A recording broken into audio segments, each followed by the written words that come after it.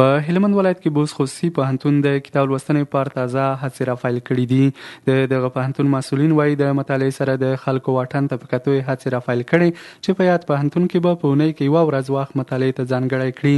د دوی په خبره چې په دې سره به د کتاب لوستنې فرهنګ ته وده ورکړل شي.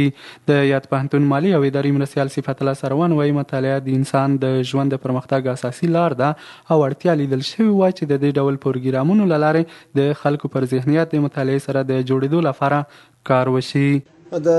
دغه پاسل مزرور لپاره خاص ډول اکاډمیک ادارې چې بوس پوهنتون یو له هغې ادارو څخه دی موږ وبتېیله چې دغه پاسل مزرور لپاره دغسې یو پروګرام راپیل کړو تر څو له ځوانانو سره په اونۍ کې یوه ورځ بېلابېل پروګرامونه بېلابېل موضوعات کور کړو.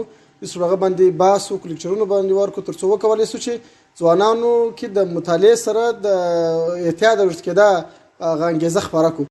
بلخ بیا د دې ولایت لیکوالان او شاعران محمد اسماعیل شیراتیار، عبدالرحیم مطمئن او دلاور فردیس په دې باور دي چې د عصري ټکنالوژۍ له لارې مطالعه د کتاب ځای نشي نیولی.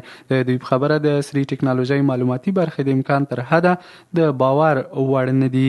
په عصري ټکنالوژۍ کې چې کوم معلوماتونه پراته دي او ذخیره شوي دي د دوی په هغه طریقو چې ذخیره کوي دا ډېر ځله د تخنیکي عواملو سره مخ شوي دي او هغه له منځه تللي دي. مننه. د مطالعې دپاره دغسې غونډې لکه دا نن چې وسوه دا ډېرې مهمې دي، ډېرې ګټورې دي او ګټورې ثابتې شوي هم دي، ځکه دا مطالعه داسې ده چې یو چا ته به ورپیادوې بیا به دی کار کوي، ځکه دا لکه یو کار چې یو چا ته وایه. نو ښه خبره دا ده چې ځوانان د دې سره متوجه اوسي دې برخې ته او د کتاب څخه فاصله ونه نیسي او خپل د خوښې کتابونه پیدا کړي، هغه مطالعه کړي، ځان ته خپل هغه مطالعه دوامداره وساتي او په کتابونو کې چې کوم څه شته هغه په ټولنیزو رسنیو کې لکه د فیسبوک، د ایکس شبکه ده، د واتساپ دی، ټلګرام دی، انسټاګرام دی، په دو کې نشته.